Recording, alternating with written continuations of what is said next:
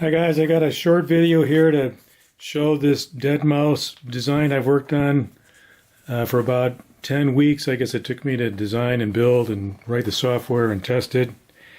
It consists of the head unit, which you're seeing with the lights on it. There's also a box full of stereo equipment back here.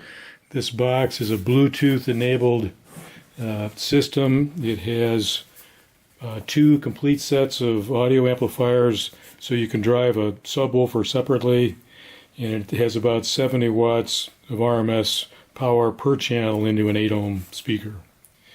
The head unit, which is obviously the main attraction here, has comes apart. It's just held together with magnets. Inside here, you see it has two microprocessors. These are Arduino Pro-mini microprocessors. You code those in C. There are jumpers. These little yellow jumpers here can be configured. There's 3 on both sides. That enables 9 different modes.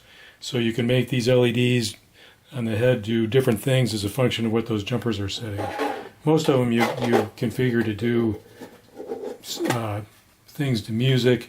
Right now they're just set doing kind of a slow fade with time.